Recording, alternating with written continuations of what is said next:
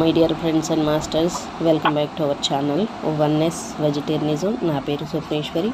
ముందుగా మనందరు గురువైన డాక్టర్ బ్రహ్మశ్రీ పితామహాపత్రి సార్కి నా యొక్క అనంతకోటి ఆత్మ ప్రణామాలు. సత్యలోకవాసులకి, దివ్యలోకవాసులకి, మహాకరణలోకవాసులకి, నక్షత్ర లోకవాసులకి, ఏంజల్స్కి, మహావతార్ బాబాజీకి, బుద్ధ భగవానుడికి, రామ్తా మాస్టర్, మహా ఉపాధ్యాయుడు, మాస్టర్ టీచర్, ఇమోర్టల్ గురువైన తండ్రికి నా యొక్క అనంత కోటి ఆత్మ ప్రణామాలు. ఈ వర్తమాన క్షణంలో ఉన్న సమస్త విశ్వంలో ఉన్న సమస్త గురుమండలికి, కాంతి మాస్టర్స్కి, అలాగే భూమాతకి, పంచభూతాలకి, సమస్త మూగజీవులకి నా యొక్క స్వయానికి కూడా అనంతకోటి ఆత్మ ప్రణామాలు. మరి రోజులాగానే ఈరోజు కూడా మరింత జ్ఞానాన్ని, విజ్ఞానాన్ని షేర్ చేయడానికి శాంత మేడంకి సాదరంగా వెల్కమ్ చేద్దాం. Masters madam, welcome madam, welcome to our session madam. Over to you madam. Shanta madam. Thank you madam, thank you. Madam ఏం లేదు మేడం, ఈరోజు ఏం లేదు. Okay madam. ముందుగా మన గురువు గారైన బ్రహ్మర్షి పితామహాపత్రి గారికి, స్వర్ణమాలాపత్రి మేడం గారికి నా అనంత కోటి ఆత్మ ప్రణామాలు, కృతజ్ఞతలు తెలియజేసుకుంటూ విశ్వంలోని గురువులందరికీ కూడా నా ఆత్మ ప్రణామాలు.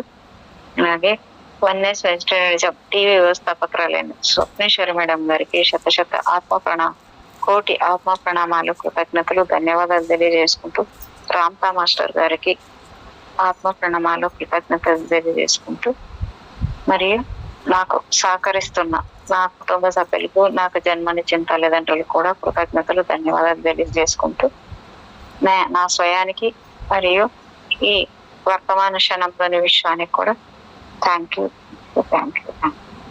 స్వామి రమ అనే పుస్తకాన్ని నేను ఇప్పుడు చదువుతున్నాను. సహకరిస్తున్న మీ అందరికీ కూడా ధన్యవాదాలు. Thank you.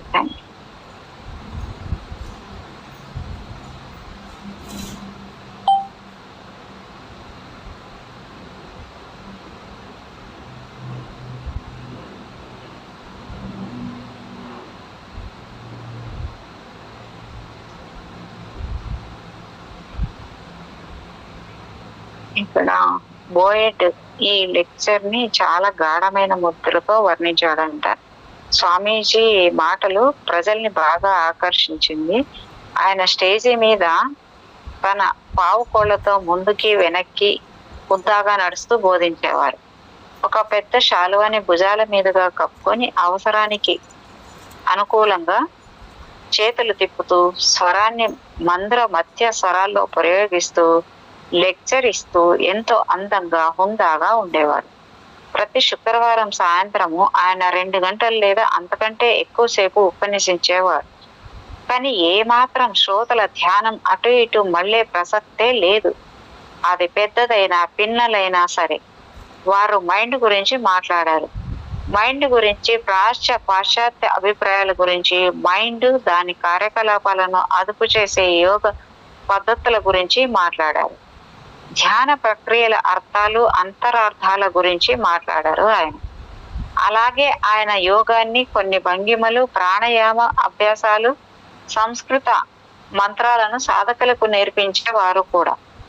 ఆయన దీనిని ప్రాక్టికల్ అంటే నిత్య వ్యవహారిక సాధన అనేవారు.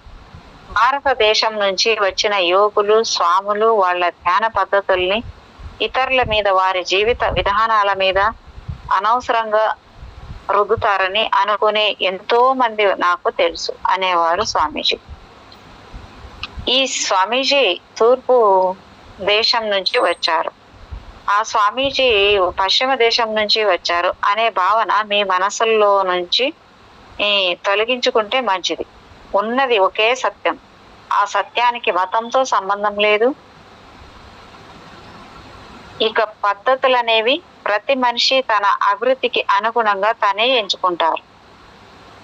తూర్పే పడమరే అనే భావనకి కాలం చెల్లింది అనేవారు స్వామీజీతో వారి గురువర్యులు. ఇప్పుడు స్వామీజీ టొపెకాలో తమ శిష్య బృందానికి అదే సందేశాన్ని ఇస్తున్నారు.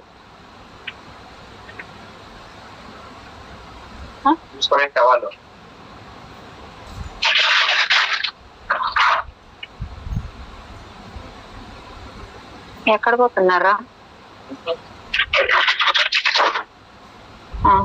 ఈ స్వామీజీ తూర్పు తూర్పు పడమర పడమరే అనే భావనకి కాలం చెల్లింది అనేవారు స్వామీజీతో వారి గురువర్యులు. ఇప్పుడు స్వామితో టోపెకాలో తమ శిష్య బృందానికి అదే సందేశాన్ని ఇస్తున్నారు. ప్రపంచమంతా మానవాళి శాంతి కోసం, సంతోషం కోసం అన్వేషిస్తోంది. వాటి కోసం వారు ఎలాంటి ప్రక్రియలు, సాధనలు పాటిస్తున్నారు అనేది వేరే సంగతి.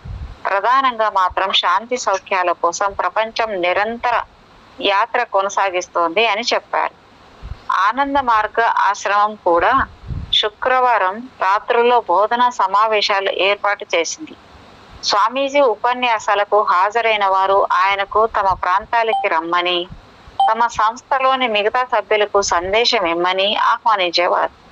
కాబట్టి మెన్నింగర్ ఫౌండేషన్ లో ఉపన్యాసాల తర్వాత స్వామీజీ మరో ప్రదేశానికి వెళ్ళి మరో సమూహానికి ఉపన్యాసాలు ఇచ్చేవారు. ఫలితంగా ఈ విధమైన పరస్పర సంబంధాలతో మెన్నింగర్ లేబొరేటరీ బయట కూడా స్వామీజీకి ప్రజాదరణ బాగా పెరిగింది. స్వామీజీకి చాలా మంది టెలిఫోన్ చేసి పిలిచేవారు. ఆ విషయాలను ప్రస్తావిస్తూ బోయేడిలా రాశారు. మేడం సౌండ్ ఇప్పుడు కొంచెం వస్తుంది మేడం. మేడం మరో సమూహానికి ఉపన్యాసాలు ఇచ్చేవారు. ఫలితంగా ఈ విధమైన పరస్పర సంబంధాలతో మెన్నింగర్ లేబొరేటరీ బయట కూడా స్వామీజీకి ప్రజాదరణ బాగా పెరిగింది. స్వామీజీకి చాలా మంది టెలిఫోన్ చేసి పిలిచేవారు. ఆ విషయాలను ప్రస్తావిస్తూ బోయేడిలా రాశారు. ఒకరోజు అదే కొంచెం సౌండ్ వస్తుంది మేడం. అవునా, ఏం లేదు మేడం, ఫ్యాన్ అప్పటి నుంచి తిరుగుతుంది, ఆపేస్తాను. ఓకే ఓకే మేడం, మీకు ఇబ్బంది పడకుండా చూసుకోండి మేడం. మరి కొంచెం సన్నగా పెట్టుకోండి మేడం, వస్తుందేమో కరెక్ట్ గా. తక్కువే ఉంది మేడం. ఓకే. కాబట్టి మెన్నింగర్ ఫౌండేషన్ లో ఉపన్యాసాల తర్వాత స్వామీజీ మరో ప్రదేశానికి వెళ్ళి మరో సమూహానికి ఉపన్యాసాలు ఇచ్చేవారు. ఫలితంగా ఈ విధమైన పరస్పర సంబంధాలతో మెన్నింగర్ లేబొరేటరీ బయట కూడా స్వామీజీకి ప్రజాదరణ బాగా పెరిగింది. స్వామీజీకి చాలా మంది టెలిఫోన్ చేసి పిలిచేవారు. ఆ విషయాలను ప్రస్తావిస్తూ బోయెడ్ ఇలా రాశాడు. ఒకరోజు ఆయన బయట నుంచి వచ్చిన ఎవరో ఒక వ్యక్తిని వ్యక్తిగతంగా కలుసుకొని మాట్లాడడానికి అంగీకరించారు. అది మొదలు ఆయనకి ప్రతిసారి అలాగే చేయాల్సి వచ్చింది. ఉదయం పూట కొన్ని గంటలు ఆయన ఆసక్తిగా ఉన్న మెన్నింగర్ ప్రజలతో అంతరంగికంగా మాట్లాడుతూ ఉండేవారు. ఆ క్లినిక్ లో పనిచేస్తున్న డాక్టర్లలో ఒకరికి పాశ్చాత్య పద్ధతుల్లో ఇస్తున్న ఔషధాలని యోగ పద్ధతిలో ఇచ్చే ఔషధాలతో పోల్చి చూడాలనే ఆసక్తి ఉంది. ఈ సందర్భంగా తనకు దగ్గరకు వచ్చే రోగుల్లో ఇద్దరి గురించి స్వామీజీతో ప్రస్తావన చేసేవారు ఆయన. అంతేకాక ఆ శిక్షణ సమూహంలోని కొంతమంది సభ్యులతో తరచుగా ప్రైవేట్ మీటింగ్స్ నిర్వహించేవారు. నేను ఆయన అపాయింట్మెంట్ బుక్ ని మెయింటైన్ చేసేవాడిని. ఇక అక్కడి నుంచి ఆయన చాలా తరచుగా ప్రజలను కలిసేవారు. ఆయన క్యాలెండర్ లో ఏ రోజు ఖాళీ ఉండేది కాదు. ఆయన ఆశ్రమంలో ఉపన్యాసాలు, ఆయన మా ట్రైనింగ్ గ్రూప్ కి సూచనలు ఇచ్చే సెషన్లు, అలాగే లేబొరేటరీలో లేనప్పుడు గాని అందుకోసం సిద్ధపడడం గాని జరగనప్పుడు ఖాళీ ఉన్న గంటలు, నిమిషాలు అన్ని అపాయింట్మెంట్స్ గా వెయిటింగ్ లిస్ట్ లోకి చేరి ఇంత పొడుగు జాబితాగా మారేది. కనీసం ఫోన్ వంక చూడడానికి, ఉత్తరాలు చూసుకోవడానికి కూడా సమయం ఉండేది కాదు. ఆయన ఎంత బిజీగా ఉంటే ఆయనకి అంత సంతోషంగా ఉండేది. ఒకరోజు మధ్యాహ్నం ఆయన ఇంట్లో ఉన్నప్పుడు పాట్ నోరిస్ తో టెలిఫోన్ లో మాట్లాడారు. వాళ్ళిద్దరూ అలా చాలా నిమిషాలు మాట్లాడుకున్న తర్వాత అకస్మాత్తుగా ఆయన, రండి ఒకసారి, మీరిక్కడికి రావాలని కోరుకుంటున్నాను. మీరిప్పుడే వస్తారా? మీరు వెంటనే రావాలి, మిమ్మల్ని నేను వెంటనే చూడాలి అన్నారు. పాట్ టోఫెకా కాన్సెస్ రిసెప్షన్ అండ్ డయాగ్నోస్టిక్ సెంటర్ లో ఒక ప్రొఫెషనల్ క్లినికల్ సైకాలజిస్ట్. ఆమె ట్రైనింగ్ గ్రూప్ లో ఒక సభ్యురాలు కావడంతో స్వామీజీ కోరగానే ఆమె వెంటనే ఆయనను కలుసుకునేందుకు గ్రీన్స్ ఇంటికి వచ్చింది. ఆయన అంతగా టెలిఫోన్ లో కూడా చెప్పలేని విషయము ఏమై ఉంటుందా అని ఆశ్చర్యపోతూ వచ్చింది. దారి పొడవున పాటు దారిలో వస్తుంటే ఇక్కడ స్వామీజీ లివింగ్ రూమ్ లో కూర్చుని ఏదో కాగితం మీద రాస్తున్నారు. తను రాసిన పేపర్ ని ఆయన సంతృప్తిగా చూసి దాన్ని మడిచి తన జోబులో పెట్టుకొని పాట్ రాక కోసం ఎదురు చూస్తూ ఉన్నారు. పాట్ వచ్చి ఆయన పక్కన కూర్చోగానే నన్ను అడగవా అని అడిగారు. దేని గురించి మిమ్మల్ని అడగాలి అని ఆశ్చర్యపడింది పాట్. దేని గురించి అయినా ఊరికే అడుగు, నువ్వు ఏ ప్రశ్నను అడిగినా అడగొచ్చు, అడుగు అన్నారు. ఆమె ఒక్క క్షణం ఆశ్చర్యపోయింది. బహుశా స్వామీజీ మనసులో ఏదైనా ఒక విషయం గురించి ఆలోచిస్తూ ఉండి ఉంటారు. ఏమిటది అనుకుంటోంది. పోనీ వాళ్ళ టెలిఫోన్ సంభాషణలో కూడా ఏ అంశం మీద అయినా చర్చ జరిగితే దాని మీద అయినా అడిగి ఉండవచ్చు, కానీ అలాగూ జరగలేదు. ఇప్పుడు సరైన ప్రశ్న ఒక్కటే బుర్రలోకి రావడం లేదు. అన్ని అశాశ్వతమైన ప్రశ్నలే తగులుతున్నాయి. ఆలస్యం ఎందుకు, అడుగు అడుగు. అప్పుడు ఆమె తన భవిష్యత్తు గురించి కొన్ని సంక్షిప్తమైన చిన్న ప్రశ్నలు వేసింది. స్వామీజీ ఆమెకు ఏ సమాధానము చెప్పలేదు.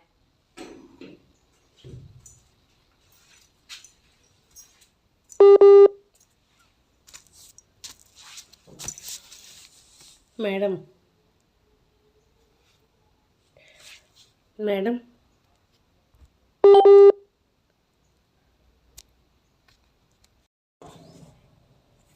మేడం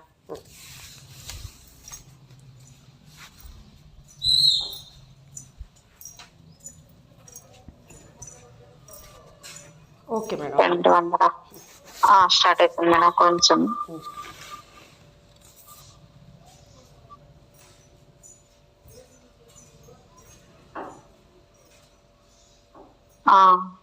ఆమె అంటే ఆలస్యం ఎందుకు, అడుగు అడుగు అని అన్నారు. అప్పుడు ఆమె తన భవిష్యత్తు గురించి కొన్ని సంక్లిష్టమైన చిన్న ప్రశ్నలు వేసింది. స్వామీజీ ఆమెకు ఏ సమాధానము చెప్పలేదు. ఆయన ఆమె వంక నిర్లిప్తంగా ఒక్క క్షణం సేపు చూసి ఇంకా దేని గురించి అయినా అడగమని చెప్పారు. బహుశా ఆమె అడిగింది సరైన ప్రశ్న కాకపోయి ఉండవచ్చు. ఇంకొంచెం ఆలోచించి మరో ప్రశ్న వేసింది.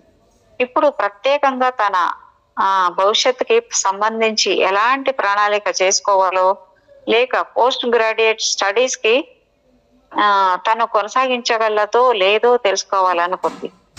సరే అయితే మరో ప్రశ్న అడుగు అన్నారు స్వామి. పాట్ అయమయంలో పడింది.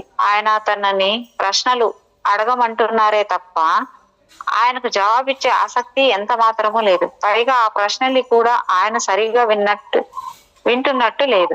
ఆమె ఓ నిమిషం పాటు మరికొంచెం జాగ్రత్తగా ఆలోచించి మరింత వ్యక్తిగతమైన ప్రశ్న అడిగింది. మరో ప్రశ్న అడుగు అన్నారు. తను ఏ విషయాల్లో స్వామి సలహా కోరుకుంటుందో ఆయన తెలుసుకోదలుచుకున్నారని, అందులో ఏ మాత్రం అనుమానం లేదని పాట్ ఒక నిర్ణయానికి వచ్చింది. కానీ ఆమె ప్రశ్నలన్నింటినీ చాలా ఆలోచించి శూన్యంలోంచి గాలిలోంచి లాగుతున్నట్టు అడుగుతోంది. ఆమె అడుగుతున్న 4వ ప్రశ్నకి స్వామి సమాధానం చెప్పడానికి సిద్ధపడ్డారు. అది మరో అర్థవంతమైన వ్యక్తిగతమైన ప్రశ్న. ఆమె చాలా నిజాయితీగా తన 4వ ప్రశ్న అడగగానే స్వామి ఆమె వైపు చిరునవ్వుతో తన జోబులో ఇంతకు ముందు రాసి ఉంచిన కాగితాన్ని తీసి ఆమెకు అందించారు. ఆమె దాన్ని తెరిచి చూసింది. అక్కడ ఆమె అడిగిన 4 ప్రశ్నలు వరుస క్రమంలో ఉన్నాయి. వాటికి స్వామీజీ సమాధానాలు కూడా ఉన్నాయి.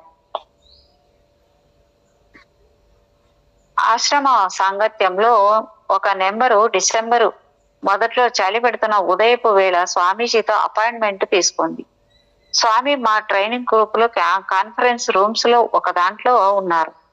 ఈ గ్రూప్ కి వారు పతంజలి యోగ సూత్రాల మీద ఉపన్యాసాలు ధారావాహికగా ఇస్తున్నారు. ఈ సెషన్ ని ముగించే రోజు ఆయన కొంచెం ఆలస్యం అయ్యారు. ఆ ఉపన్యాసం ముగిసిన తర్వాత నేను మా ఆఫీస్ కు పెద్ద స్టీరియో రికార్డరు పట్టుకొని ఆ పట్టుకొని హాల్లోంచి లోపలికి వచ్చాను. అప్పుడే నేను లాబీలో 3.5 ఏళ్ల కొడుకుని ఒడిలో పెట్టుకొని ఆమె కనిపించింది. ఆశ్రమ సమూహంతో రెగ్యులర్ మీటింగ్ లో నా ఆ శుక్రవారము రాత్రి టవర్ బిల్డింగ్ లెక్చర్ పూర్తి చేసి తర్వాత మేము బయటికి వెళ్ళిపోతుండగా ఈమె స్వామీజీని సమీపించి తన కొడుకు గురించి మాట్లాడడానికి ప్రయత్నించింది. ఆ పిల్లవాడికి విపరీతమైన ఆస్మా, న్యూమోనియా అని కూడా అనుమానం ఉంది. రాత్రిపూట వస్తున్న ఆయాసానికి చాలా సార్లు ఆ పిల్లాడు మరణపు అంచులు చూసి వచ్చాడు. వాడికి ఒక డాక్టర్ దగ్గరకు సైతం డాక్టర్ దగ్గర వైద్యం జరుగుతుంది, కానీ ఆమె వాడి పరిస్థితి మెరుగుపడటం లేదని బాధపడుతోంది. ఆమె స్వామికి తన బాధను చెప్పుకోవాలని వచ్చింది. ఆ పిల్లవాడు రాత్రంతా నిద్రలేక పిల్లి కూతులు ఎగశ్వాసతో ఇబ్బంది పడుతూ ఉంటాడని చెప్పాలని ఆమె ఉద్దేశం. కానీ ఆమెకి స్వామిని కలుసుకోవడానికి సమయమే కుదరడం లేదు. ఆయన అక్కడికి వచ్చినందుకు ఎంతో మంది ఆయనను ధన్యరాలు తెలుపుకుంటున్నారు. కొంతమంది ఆయన నుంచి ఏదో కొన్ని మంచి మాటలు వ్యాఖ్యలు వినాలనుకుంటున్నారు. కొంతమంది సెలవు తీసుకొని వెళ్ళాలనుకుంటున్నారు. కానీ ఏ కారణం వల్లనో కానీ నిజంగా అత్యవసరంగా కలవాలని వచ్చిన మనిషిని మాత్రం ఆయన పట్టించుకున్నట్లు కనబడటం లేదు. సరిగ్గా వారితో ఆమె మాట్లాడడానికి ప్రయత్నించబోయేసరికి ఆయన అక్కడే గుమ్మం దాటి బయటికి వెళ్ళిపోతున్న వారల్లా అకస్మాత్తుగా వెనక్కి తిరిగి లోపలికి వచ్చి ఆమె పక్కన కూర్చున్నారు. ఆమె తన కుమారుని గురించి చెప్పింది. స్వామీజీ కళ్ళు నిదానంగా మూతలు పడుతున్నాయి. ఆ పరిస్థితిలో జనాన్ని కలుసుకున్నందువల్ల ఆయన బాగా అలసిపోయి ఉంటారని ఉండాలి, లేక ఆ నిద్ర వస్తూ అయినా ఉండాలి. చాలా మెల్లగా ఆయనతో తనలో తాను మాట్లాడుకుంటున్నట్లు చెప్పారు. ఆ పిల్లవాడికి గుండె సంబంధమైన సమస్య ఉంది అని, ఆ తర్వాత ఆమె వైపు చూసి ఆమె తన డాక్టర్ని కార్డియోగ్రామ్ చేయమని అడగాలని ఆమె సూచించారు. పరీక్షించడానికి ఈకేజీ బిడ్డ కూడా ఉన్నాడు. ఆమె పరీక్షించడానికి ఈకేజీ చేస్తే సులభంగా ఉంటుందని చెప్పారు. ఆమె వచ్చి కూర్చుంది కూడా. ఆమె బిడ్డ కూడా ఉన్నాడు. ఆమె వచ్చిందని చెప్పడానికి నేను స్వామీజీ దగ్గరికి వెళ్ళాను. అప్పుడు ఆయన ఎల్మర్ ఒక సంభాషణలో ఉన్నారు. వారు అతని ఆఫీసులోకి వెళ్ళారు. స్వామీజీ తన డ్రాయర్ సాగుతోంది. సొరగులోంచి మహానుభావుల చిత్రాలు కొన్ని బయటికి తీసి ఆ పిల్లవాడితో వాటిలోంచి ఒక చిత్రాన్ని తీసి తనకి ఇమ్మని చెప్పాడు. ఆ పిల్లవాడు తను కోరుకున్న ఓ చిత్రాన్ని తీశారు. వాడు ఎంచుకున్న చిత్రంలో క్రీస్తు అధునాతన చిత్రం ఉంది.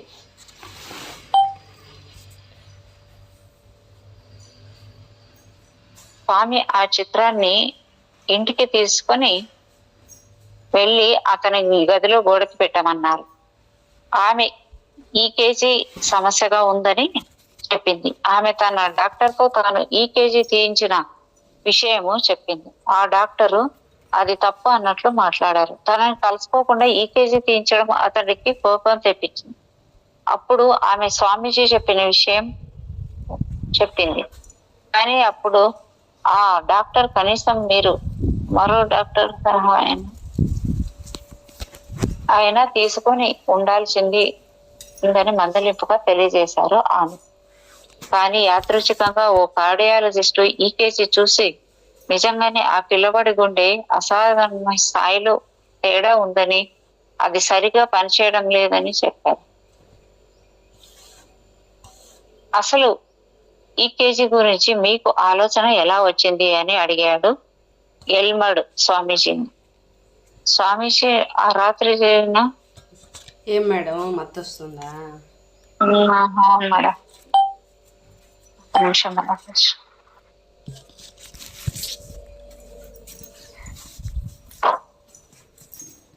ఎర్రగా ఎండ కాస్తుంది, చల్లగా కూడా గాలి వస్తుంది ముందు పక్క. అబ్బా ఇంట్లో నుంచి కూర్చోండి మేడం. బాగా అదే గుమ్మం కడుపు వచ్చేస్తే ఇంట్లో లేకుండా మంచి గాలి వస్తుంది. అదే అదే దీనితో ఆ పిల్లాడి స్థితి చాలా మెరుగుపడింది. అంటే స్వామీజీ ఆ రాత్రి జరిగిన సంఘటన గుర్తు చేసుకున్నారు. ఆశ్రమ జనులకు బోధ చేసిన తర్వాత ఆయన ఆమె ప్రక్కన కూర్చున్నారు. ఆమె ఆ పిల్లవాడిని నేను పిలిచాను, వాడు నా దగ్గరకు తన కామ అంటే హాస్టల్ శరీరంలో వచ్చాడు. నేను నీకున్న సమస్య ఏమిటి అని అడిగాను. దానికి వాడు ఈ జీవితంలో నేను గుండె సమస్యతో పుట్టాను అని చెప్పాడు. దీనితో ఆ పిల్లాడి స్థితి చాలా మెరుగుపడింది. ఆ పిల్లవాడి తల్లి ఈకేజీ అంటారా మేడం? ఈసీజీ కదా అనేది మేడం, ఈసీజీ. వీళ్ళేందో ఈకేజీ అని ఇచ్చారు, మిస్టేక్ ఏమైనా పడిందేమో. ఈ ఈసీజీ తీయించాలని స్వామీజీ చెప్పిన తర్వాత ఆమె డాక్టర్ని మార్చివేసింది. వాడి ఆరోగ్యాన్ని మెరుగుపరచగల అసలు డాక్టర్ల దగ్గర తీసుకొని వెళ్ళింది. నిజానికి స్వామీజీ ఆ పిల్లవాడిని ఆశీర్వదించారు. వాడి గురించి ధ్యానించసాగారు. నిజానికి ఆయన ఇచ్చిన క్రీస్తు చిత్రం ఆ పిల్లవాడి గదిలో ఇబ్బడిగా ఉంది. కాన్పూరు, అలహాబాదు, బొంబాయి, ఢిల్లీ వంటి అనేక నగరాల్లో ఎందరికో స్వామీజీతో ఇలాంటి అసాధారణ అనుభవాలు ఉన్నాయి. ఒక కాన్పూర్లోని సుమారు 100 మందికి ఆయన నయం చేశారు. వారి సమక్షంలోకి రాగానే వాళ్ళ ప్రశ్నలకి సమాధానాలు దొరికాయి. అలహాబాద్ లో స్వామీజీ తన తీక్షణమైన కంటి చూపుతో బుల్లెట్ ప్రూఫ్ గ్లాస్ ను ముక్కలుగా చూశారు. ఋషికేశ్ లో ఓ బకెట్ నీళ్ళని తన వ్రేళ్ల నుంచి ప్రసరింపజేసిన శక్తితో మరిగేలా చేశారు.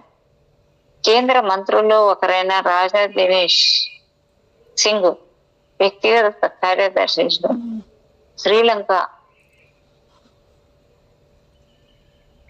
ఓ బకెట్ నీళ్ళని తన వ్రేళ్ల నుంచి ప్రసరింపజేసిన శక్తితో మరిగేలా చేశారు. కేంద్ర మంత్రుల్లో ఒకరైన రాజా దినేష్ సింగ్ వ్యక్తిగత కార్యదర్శి శ్రీ ఆనంద్ ప్రతాప్ సింగ్ భవంతిలో ఆయన పలుచని గాలిపొర నుంచి ఒక శ్రీచక్రాన్ని సృష్టించి ఇచ్చారు. వీటిలో ప్రతి ఒక్క సంఘటనని ఎంతో మంది ప్రత్యక్షంగా వీక్షించారు. భారతదేశంలో స్వామీజీ వంటి అసాధారణ యువకులు ఇలాంటి అతీంద్రియ శక్తి సంఘటనల్ని చూసే వినే అలవాటు ఉంది. పాశ్చాత్య దేశాల్లో ఇలాంటి శక్తులు చాలా అరుదుగా జరుగుతాయి. ఇక్కడి ప్రజలకి ఇలాంటి సంఘటనలు తమ కళ్ళ ఎదుటే జరుగుతున్నా అవి నిజంగానే జరుగుతున్నాయని వారు అంత త్వరగా నమ్మలేరు. ఈ విషయం స్వామీజీకి కూడా అర్థమైంది. ఎందుకంటే ప్రయోగశాలలో నిర్దిష్ట పరిస్థితులను సృష్టించి తన మీద జరుగుతున్న ప్రయోగాలు కూడా ప్రజలు ఆ విధంగానే అనుమానిస్తున్నారు.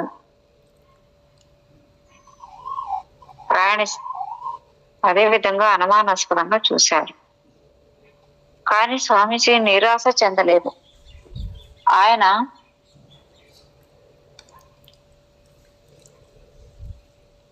ఒక నిమిషం మేడం, కొంచెం తగలి ముందు పోయింది.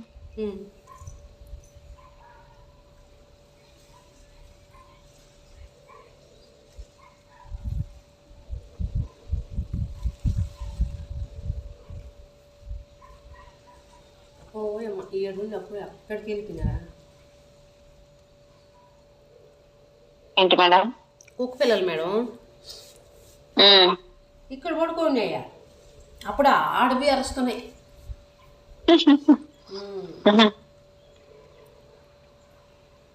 ఆయన గురువు గారు అంటే ఇక్కడ 210 కదా.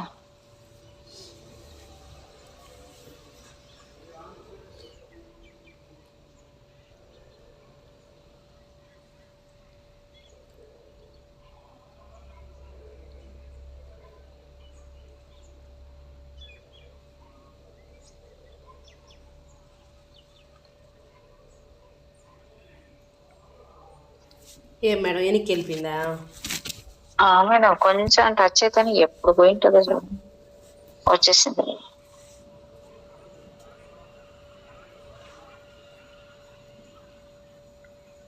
Okay madam.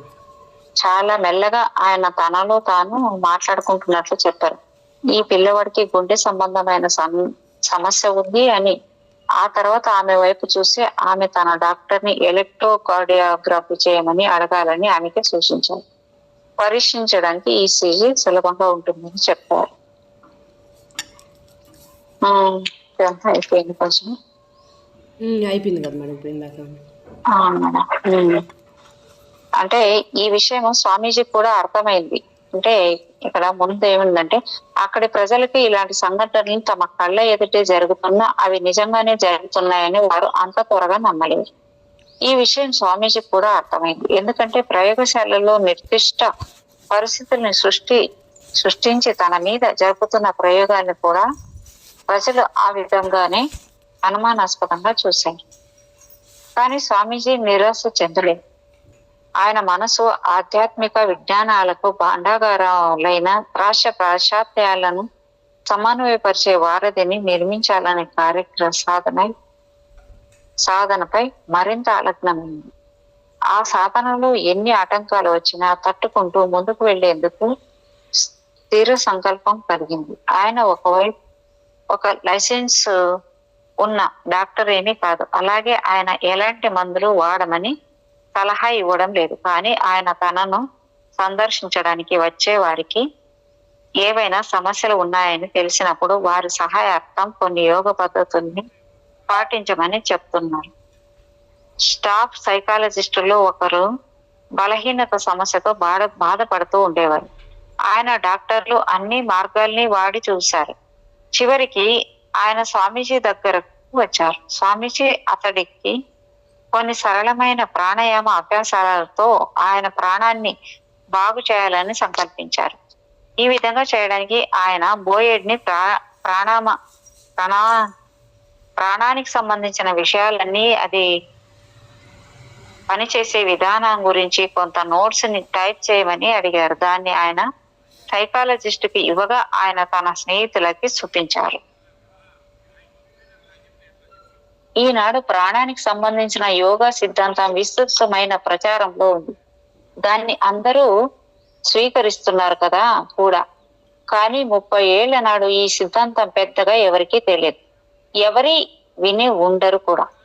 మెన్నింగర్ ఫౌండేషన్ లో స్వామీజీ ప్రాణం గురించి చెప్తూ అది శరీరాన్ని మనసుని కలిపి ఉంచే ఒక సూక్ష్మ శక్తి అని, జీవశక్తి అని చెప్పాడు.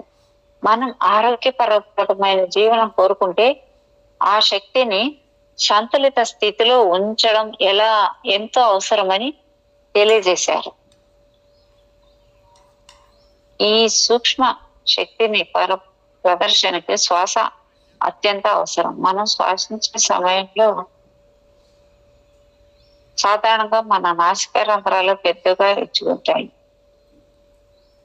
అందువల్ల వాటి ద్వారా మన ఊపిరితిత్తులకు ఎక్కువ ప్రాణవాయువు సరఫరా అవుతుందని చెప్తారు. సైకాలజిస్టుల ప్రాణం గురించి ఇచ్చిన ఆ కొద్ది పేజీల నోట్స్ లోంచి కొంత భాగం ఇలా చదివారు. కుడి ఎడమ నాసికా రంధ్రాల సంపూర్ణ చెదిరిపోయినప్పుడు ప్రాణశక్తి కూడా చెదిరిపోతుంది. దాంతో ఒక రకమైన భౌతిక రుగ్మత రాకుండా మనల్ని మనము స్పష్టంగా ఉంచుకోవాలన్న, జీవితంలో సంతులనం సాధించాలన్నా మనం మన శ్వాసని తిరిగి సంతులితంగా ఉండేలా చూసుకోవాలి. ఈ విధంగా శ్వాస ప్రవాహం రుగ్మతల్ని అరికట్టేందుకు నిశ్చితంగా అధ్యయనం చేయబడింది.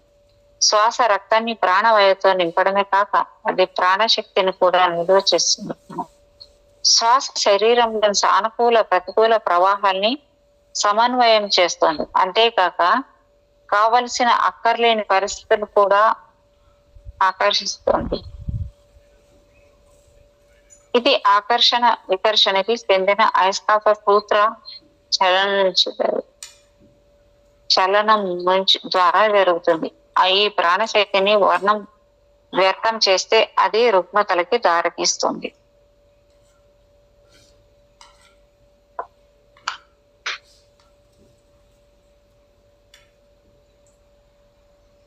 అతడికి స్వామీజీ ఒక విలక్షణమైన భారతీయ పద్ధతిలో ఒక ప్రముఖ సత్యాన్ని వెల్లడించారని గ్రీక్ బోయెడ్ గుర్తించాడు. బోయెడ్ గుర్తించాడు. అయితే పరిశోధన చేస్తున్న సైకాలజిస్టులు స్వామీజీకి కొంతకాలం ప్రతికూలంగా ఉన్న ఒక వ్యక్తి స్వామీజీ నోట్స్ చదవడం తటస్థించింది. అతడు స్వామీజీని తన దగ్గరకు సహాయం కోసం వస్తున్న ఆ సైకాలజిస్ట్ ని చూడడానికి వీలు లేదని, ఆరోగ్యము చికిత్స రంగంలో నయవంచన చేయడం ఆపాలని తీవ్రంగా హెచ్చరించాడు. అతని స్నేహితుడు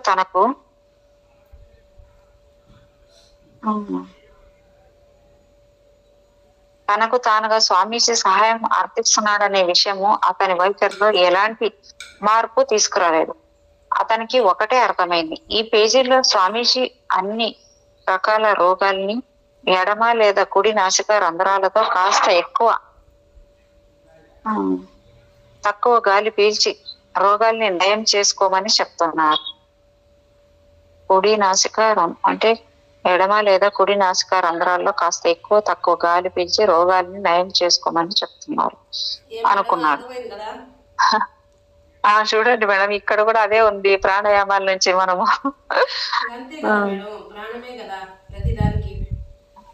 అవును ఈ విధమైన అతడు లేనిపోని ఆశలు కల్పించవద్దని స్వామీజీని ఇష్టం వచ్చినట్టు నిందించాడు. డాక్టర్ గ్రీన్ కి స్వామీజీ మాటలకు అసలు అర్థం ఏమిటో తెలుసు. వాటిని అవతలి మనిషి కోపంతో ఎలా తప్పుగా వ్యాఖ్యానిస్తున్నాడో తెలుసు. కానీ అనేక చట్టపరమైన సంక్లిష్టతలు ఉండడం చేత స్వామీజీని మళ్ళీ ఎన్నడూ ఆ సైకాలజిస్టును చూడవద్దని చెప్పడం జరిగింది. బోయెడ్ గమనించినట్లుగా స్వామీజీకి కోపం రావడం కంటే కూడా చాలా బాధపడ్డారు. ఆయనకి ఆ సైకాలజిస్టు నిజంగా నచ్చాడు.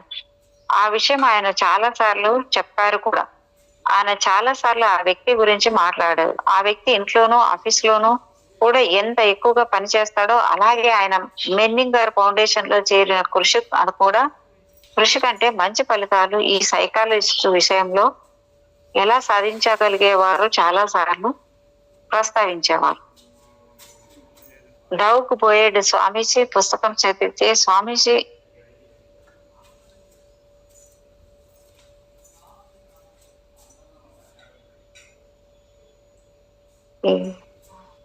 మెల్లమెల్లగైపోతుంది.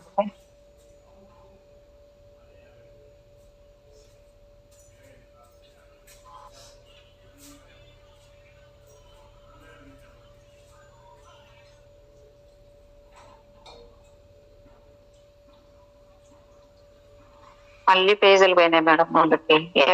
సడన్ గా ఎందుకు ఎదురుకాయ ఒకసారిగా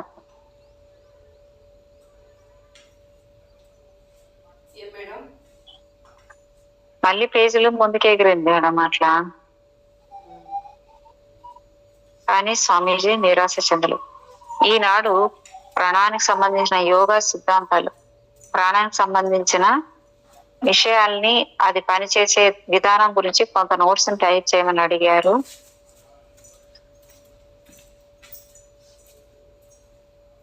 దేని పని ఆన్సర్ అంటే ఇప్పుడు స్వామీజీ ఎన్నడూ ఆ సైకాలజిస్ట్ చూడవద్దని చెప్పడం జరిగింది. బోయెడ్ గమనించినట్టుగా స్వామీజీకి కోపం రావడం కంటే కూడా చాలా బాధపడ్డారు. ఆయనకి సైకాలజిస్టు నిజంగా నచ్చాడు. డౌగ్ బోయెడ్ స్వామి పుస్తకం చదివితే స్వామీజీకి మెన్నింగర్ ఫౌండేషన్ ఆయన అనుభవాల నిరాశకి గురి చేసే విధంగా ఉన్నాయని అర్థమవుతుంది. కానీ స్వామీజీతో నా వ్యక్తిగత అనుభవంతో ఎలాంటి పరిస్థితుల్లోనూ ఆయన ఎన్నడూ ఈ విధమైన నిరాసక్తికి గురి కాలేదు. సందర్భాలు ఎంత ఆకస్మికమైన నిరాశాపరమైన మలుపు తిరిగినప్పటికీ ఆయన ఏనాడు చలించలేదు. ఆయన నిజానికి ఆయన ఏదైనా ఆశిస్తే విషాదానికి దారితీస్తుందని తన విద్యార్థులకు నిరంతరం గుర్తు చేస్తూ ఉండేది. అందువల్ల నేను స్వామీజీ చదివిన తర్వాత స్వామీజీ అక్కడ ఉన్నందుకు ఏమైనా నిరాశ చెందారా అని అడిగాను. నిజంగా నేనేమీ నిరాశ చెందలేదు అన్నారు స్వామీజీ. కానీ అక్కడ అంతకంటే మంచి అనుభవాలు ఉంటాయని భావించాను. అయితే ఈ ప్రపంచంలో అన్ని రకాల ప్రజలు ఉంటారు. వాళ్ళంతా విషయాల్ని వారి వారి సంస్కారాలతో అంటే గత జన్మల నుంచి తెచ్చుకున్న సూక్ష్మ భావాలతో వివిధ రకాల కోణాల్లో చూసి అర్థం చేసుకుంటారు. అందుకే ఒక రకమైన లక్షణం ఒకే సత్యం వివిధ రకాలుగా వ్యాఖ్యానింపబడుతుంది. అక్కడ జరిగింది కూడా అదే. కానీ దేశమంతా అదేమంత పెద్ద విషయం కాదు. మెన్నింగర్ ఫౌండేషన్ లో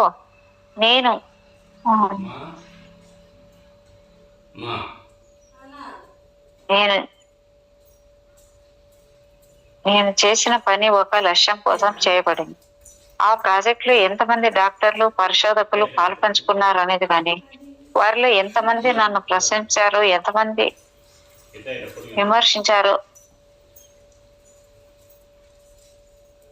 విమర్శించారు అనేది కానీ ఇక్కడ విషయం కాదు.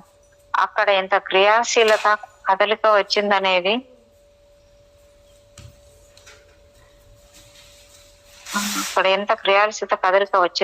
చూడాలి. విద్యాపరమైన శాస్త్రీయపరమైన ఆలోచన దృక్పథం గలవారిని దృష్టిని యోగ పద్ధతుల వైపు మళ్లించడం జరిగిందనేది ఇక్కడ మనం ప్రధానంగా ఆనందించాల్సిన విషయం. నేను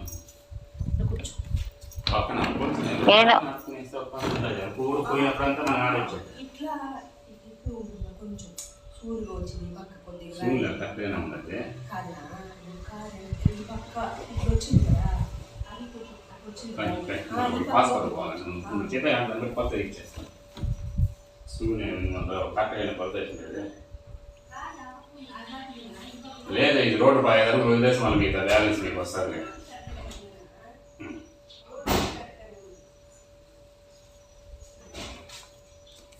నేను ఆ శాస్త్రజ్ఞులతో కలిసి పనిచేయటం వల్ల నా మిషన్ ని ముందుకు తీసుకుని వెళ్ళగల విద్యార్థులు, స్నేహితులు, సహచరుల్ని నేను వెతుక్కోగలిగాను. నేను అక్కడున్న 4 నెలల్లో అమెరికాలోను మిగతా ప్రపంచ దేశాల్లోనూ ఎంతో మంది విద్యావంతులకి నా గురించి తెలిసింది. మేడం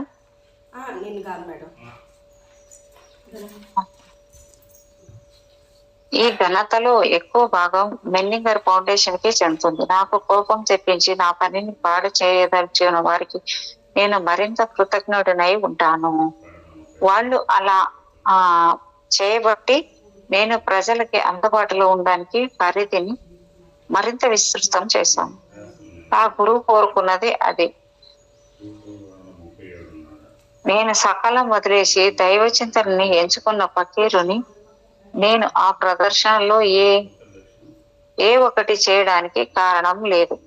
నా గురువు ఆకాంక్ష మేరకు నేను ఆ ప్రయోగాలకు గురి చేసుకున్నాను. నా చుట్టూ ఎంతో మంది ప్రజలు ఉన్నారనే సంగతి నేను గమనించినప్పుడు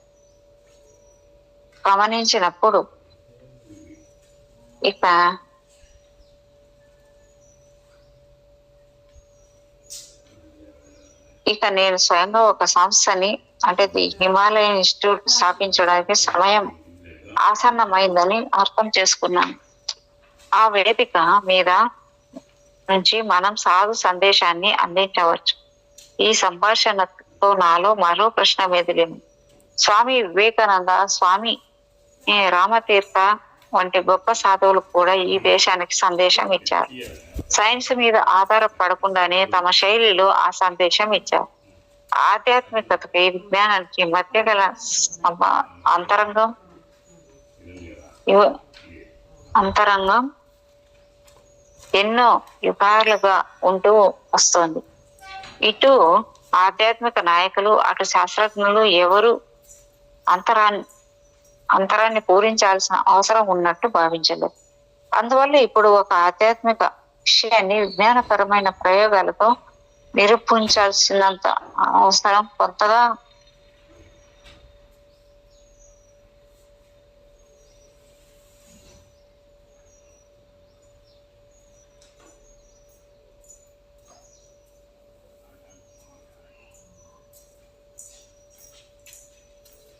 మేడం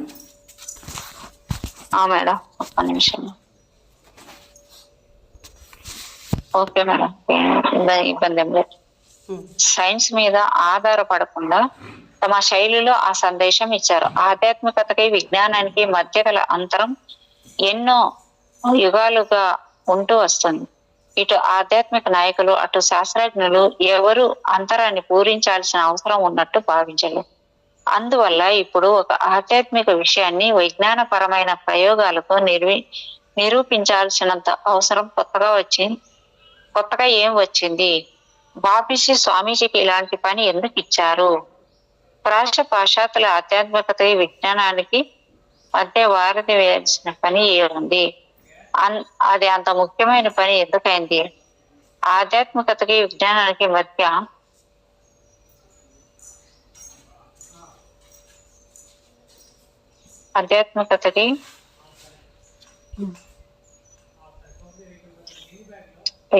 ఆధ్యాత్మికతకి విజ్ఞానానికి మధ్య అంతరం పూరించడానికి వారధి వేయడానికి గల ప్రక్రియ మెన్నింగర్ ఫౌండేషన్ తోనే ఎందుకు ప్రారంభమైంది?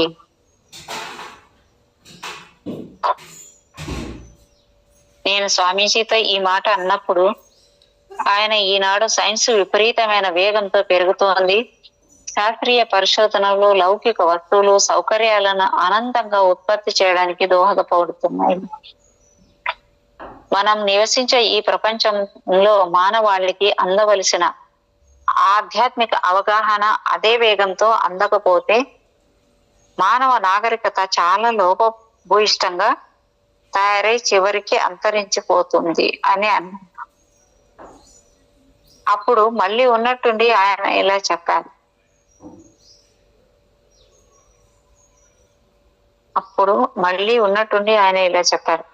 ఎల్మర్ అలైస్ గ్రీన్ల విషయంలో వారు చాలా విలక్షణమైన వారు. మొట్టమొదటిగా సమావేశంలో నాకు మిస్సెస్ గ్రీన్ నా తల్లిలా అనిపించింది. నేను వాళ్లతో ఉండడం మొదలు పెట్టేసరికి నా భావోద్వేగాల్ని ఆపుకోలేకపోయాను. వారితో నా గురువు గురించిన విషయాలన్నీ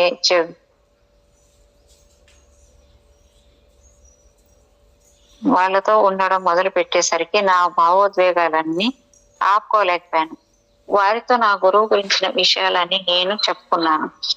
ఎంత అంటే చివరికి నాకే అనిపించింది ఇలా చెప్పడం సమంజసం కాదేమోనని. నా గురువు గురించి నేను ఎవరితోనూ ఇంత విషదంగా ఏనాడూ చెప్పలేదు, కానీ మిస్సెస్ గ్రీన్ తో చెప్పాను. నా గుండెలో నా గురువుకున్న రహస్య స్థావరం ఎప్పుడు ఎవరి ముందు తెరవలేదు. కానీ ఇక్కడ నాకే ఆశ్చర్యం ఆయన గురించి ఇలా చెప్పేశానేమిటా అని. ఆ తర్వాత గురూజీ ద్వారానే తెలిసింది. గ్రీన్ చాలా విలక్షణమైన ఆత్మలని, వారు పూర్వజన్మలో యోగులని, వారు మానవాళికి సేవ చేయడానికి దిశానిర్దేశనం భావించడానికి ఈ జన్మలో పెట్టి పుట్టారని. వాళ్ళు ఈ జన్మలో తుది శ్వాస తీసుకునే వరకు ఆ పుణ్యకార్యం చేసి తీరుతారు. ప్రజల్ని వేదనల నుంచి విముక్తం చేస్తారు.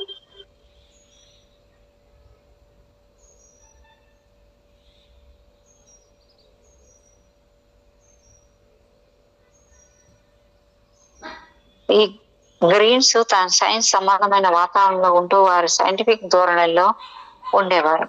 చేయలేని విధంగా నాకు వారి ప్రేమను పంచారు.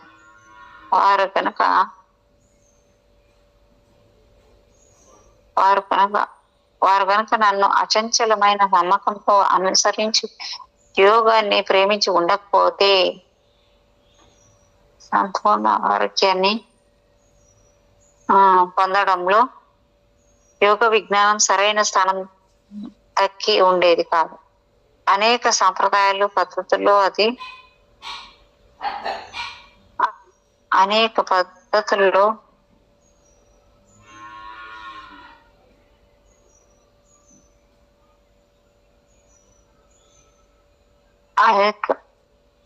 అధిక కొంతమంది పద్ధతుల్లో కూడా ఒకటిగా మారి ఉండేది. కొంతమంది నన్ను విమర్శిస్తుండడం వల్ల అది మిగతా వారిలో ఆసక్తిని కలిగించింది. మా గురుదేవులు అనేకమైన విచిత్ర రీతిలో మార్మిక పద్ధతుల్లో పనిచేశారు.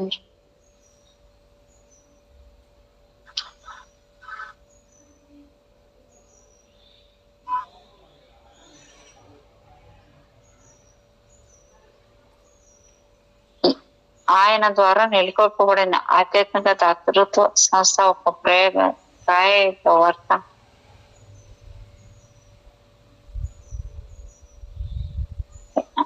ఆయన ద్వారా నెలకొల్పబడిన ఆధ్యాత్మిక దాతృత్వ సంస్థ ఒక ప్రాయోగిక జ్ఞానానికి ప్రామాణికమైన వరుసగా శాస్త్రవేత్తలు ఎన్నటికీ అంగీకరించారు. ఈ పరిశోధనలు పెద్ద డిగ్రీలు తగిలించుకుని ఓ ప్రతిపాదన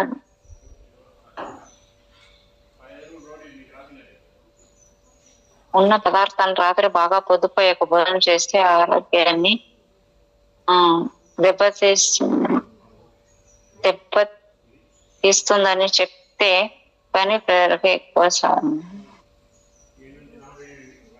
సాధువులు యోగులు ఈ సరళమైన సత్యాలను తమ వ్యక్తిగత అనుభవాలను ప్రజలు పట్టించుకోరు. ఆ విధంగా వారు చాలా బాధపడుతుంటారు. మెన్నింగర్ ఫౌండేషన్ లో నేను కేవలం మానసిక శక్తి లేదు, శరీరం లేదు మీద ఎంతగానో పనిచేస్తుందో కేవలం ఉపన్యాసాలు మాత్రమే చెప్పే ప్రదర్శన ఇవ్వకపోతే జనం ఈ హిందూ స్వామి వచ్చి ఆయన సంస్కృతి అంతా మన మీద రుద్దుపడుతున్నాడు అనుకునేవారు. మేడం టైం ఎంత అయింది మేడం?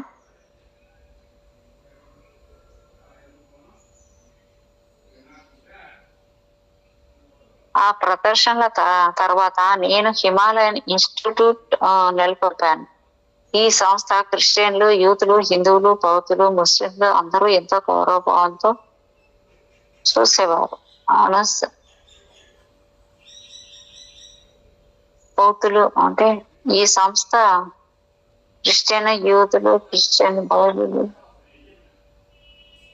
ముస్లింలు అందరూ ఎంతగా గొప్పవారు.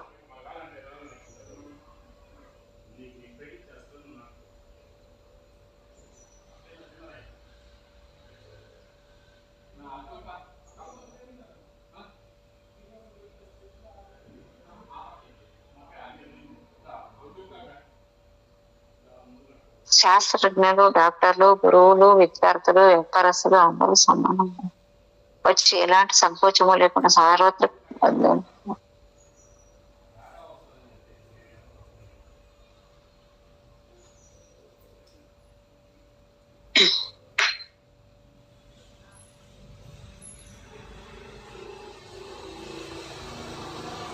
ఈ సంస్థ తన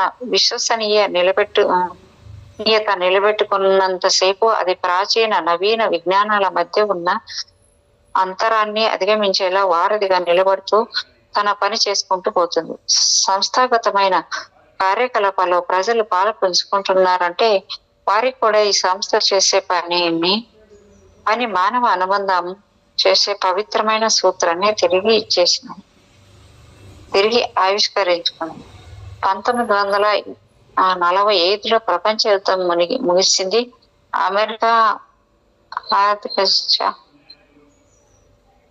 అమెరికన్లు ఆర్థిక వ్యవస్థ బ్రహ్మాండంగా పుంజుకుంది. సంపద అందించే సౌకర్యాలు, విలాసాలు అన్ని అమెరికన్ల సొంతం చేసుకుంటున్నారు. కొత్త ఆర్థిక ప్రదేశాలు ప్రజల్ని వారి సొంత ఊళ్ళ నుంచి ఉమ్మడి కుటుంబాల స్వేచ్ఛని కల్పించదు. కానీ అది కూడా వారిని భావోద్వేగపరమైన ఊతం లేకుండా చేసింది. ఉమ్మడి కుటుంబాలు చూపే మార్గదర్శకత్వం మంచి చెడు దూరం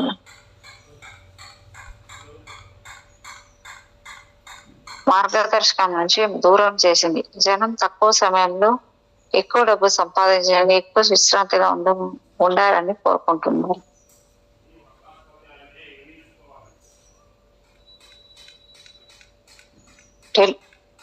టెలివిజన్ ఇంకా ఇతర విధానాలైన మాస్ మీడియా మీ అవసరాలన్నీ తీరుస్తుంది. బాహ్య ప్రపంచంలో మెరుగవుతున్న సంపద అంతరంగ ప్రపంచంలో శూన్యత భావనను పెంచుతోంది. ఇది 60 దశాల్లోని సంస్కృతిని పెంచి పోషిస్తుంది. అలాగే ప్రత్యామ్నాయ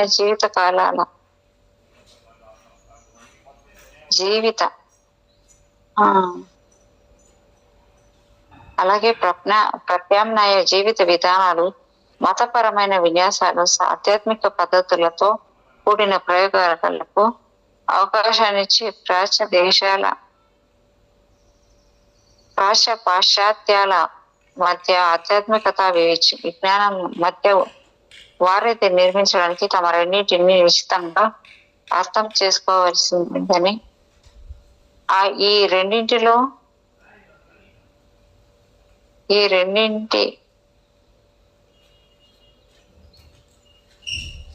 పాశ్చాత్యాల మధ్య ఆధ్యాత్మిక విజ్ఞానాల మధ్య వారధి నిర్మించడానికి తన రెండింటిని నిశ్చితంగా అర్థం చేసుకోవాల్సి ఉంటుందని ఆ రెండింటిలోనూ సాధారణంగా ఉన్న అంశాలని తీసుకోవాల్సి ఉంటుందని స్వామీజీకి తెలుసు.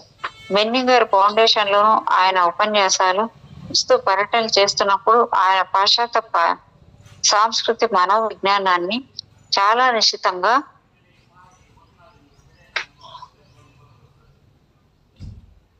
పరిశీలించారు. ముఖ్యంగా అమెరికన్ సమాజంలో లోపించిన అంశం ఏమిటో స్పష్టంగా తెలుసుకున్నారు.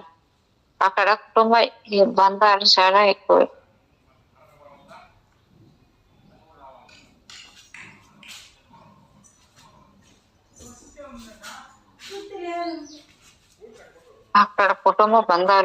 బలహీనంగా ఉన్నాయి. ప్రాచీన విలువలు పతనమైపోయాయి. కొత్త విలువలు ఇంకా రూపొందించలేదు. ఆధ్యాత్మికత స్వర్గానికి విజ్ఞానానికి మధ్య గల సంపర్క సూత్రం ఖండితమైంది. ఆర్థిక వ్యవస్థ కూడా అనంత వస్తు సంపాదన పొందాలనే అసంతృప్త ఆకాంక్షల్ని రెచ్చగొడుతోంది. ప్రజలు ఎక్కడో లోతుల్లో దాగి ఉన్న జీవిత పరమార్థాన్ని, సార్థకతని అన్వేషిస్తోంది. మేడం ఓకేనా మేడం? ఎంత ఇక్కడ టైము సరిపోయిందా మీకు? 1 గంటకి ఇక్కడ అధ్యాయం చేంజ్ అవుతుంది. 9th అధ్యాయం వచ్చింది, అందుకు అడుగుతున్నాను. సరిపోతుంది మేడం.